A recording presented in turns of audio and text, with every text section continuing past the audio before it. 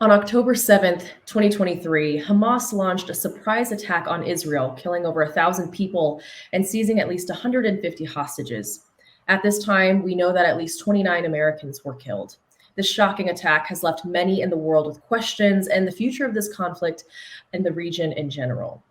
My name is Savannah Lane. I'm the Director of Education and Experiences here at the Policy Circle. And with me today to help us better understand this developing and critical situation in the Middle East is Carrie Filipetti, Executive Director of the Vandenberg Coalition. Carrie served as Senior Policy Advisor for the United States Mission to the United Nations, where she advised the U.S. Ambassador on issues related to counterterrorism, the Middle East, and the Western Hemisphere. Carrie, thank you so much for joining us today. Thank you so much, Savannah. Carrie, how was Hamas able to plan this attack without any detection from Israeli intelligence or other intelligence operations around the world? And really, the question is, why now? Can you help us understand what maybe the goal of Hamas or this attack was from Hamas at this time for Israel? Yeah, absolutely. So first of all, it's a great question. Israel is known as having very superior intelligence services. I think that was one of the more surprising things, that an attack this sophisticated could happen without detection. I think what this shows is it clearly spells out the role of Iran here. Iran has superior cybersecurity. They have way more capabilities than Hamas does, than Hezbollah does on their own. And we've seen reporting that there have likely been meetings, at least for the last few months, if not greater than a year, between the Iranians, Hezbollah, and Hamas in Beirut. So I think this really shows, the intelligence failure really shows the role of Iran. But I would also say, as you mentioned, this isn't just an Israeli intelligence failure. It's ours. This was a completely unprecedented attack. In one day, Israel lost more people than in any conflict since the brutal Yom Kippur War in 1973.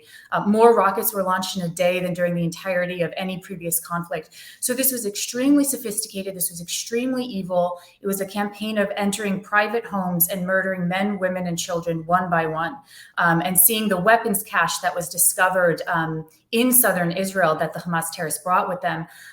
It showed AK-47s, grenade, homemade rockets, drones, all of these which appeared homemade, meaning that for likely over a year, they were building weapons unnoticed, diverting water pipes and other materials meant for humanitarian relief to the citizens of Gaza, now into the hands of Hamas terrorists. So the fact that the United States didn't pick up any chatter on this is something that I think merits attention. And I will say that one thing that hopefully the United States has woken up to from this is, for the last few years, there have been voices in the U.S. government believing that Hamas was, quote, moderating their views. They're more amenable to peace. That should have been rejected from the beginning. And I think that perhaps is the most significant intelligence failure. It's critical that at least now we recognize Hamas as a terrorist organization whose charter specifically denounces peace efforts and calls for the slaughter of Jews, and with whom a two-state solution is really not possible. In terms of your question as to why now, I think there's three possible explanations. First, Saudi Arabia and Israel were at the precipice of a major agreement that would have normalized relations between the two. That would have been a devastating hit to Iran's influence in the region.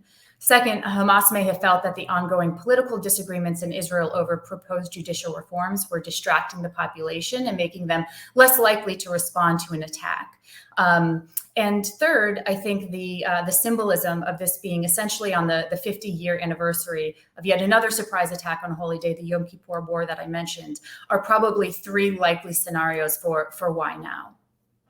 Thank you, Carrie, for helping us better understand this developing issue. And as we see, you mentioned the role of Iran.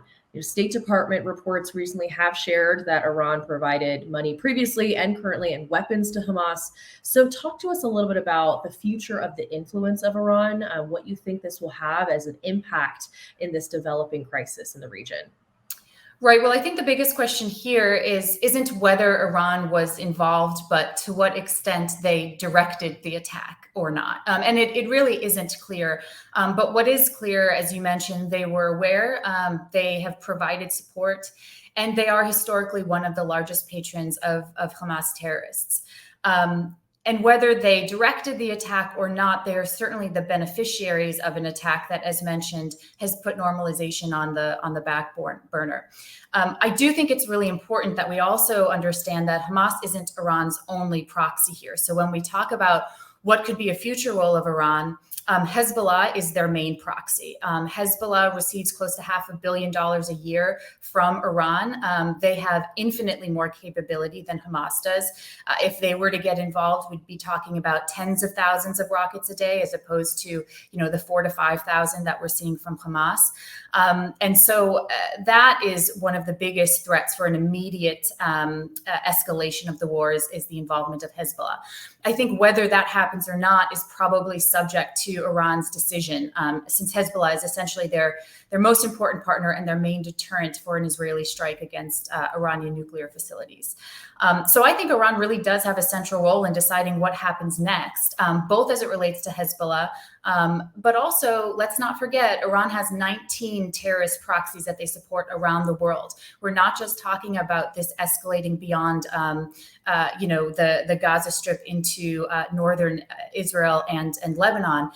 How many of those proxies are in other countries, in the United States, in the countries of our, allied nations, I think is something that is probably causing a lot of concern for many other nations at this point. Can you share a little bit more background for our viewers of Hezbollah? Because I think we've heard a lot of, developments as it relates to the terrorist entity of Hamas. We've heard about Iran's role, but for some, we may not deeply understand the role of Hezbollah. Can you unpack that a little bit for us? Yeah, so Hezbollah is another terrorist organization, an Iranian proxy. In this case, they're in Lebanon to Israel's north. And for many, many years, they have been fighting with the Israelis. There have been some tragic conflicts between Israel and Hezbollah over the years, including most especially in 2006.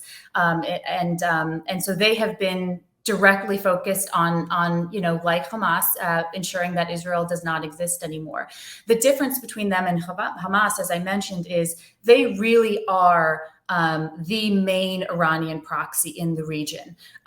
They are far better trained. They have far better weapons. They are far more advanced. They have precision-guided missiles, for example, which Hamas does not have. So if Hezbollah is to get involved in this, it would be very, very challenging for Israel to fight a war, both to its south in Gaza as well as to its north in Lebanon, while Lebanese Hezbollah rockets are being launched onto Tel Aviv and Jerusalem and other major civilian population centers in Israel.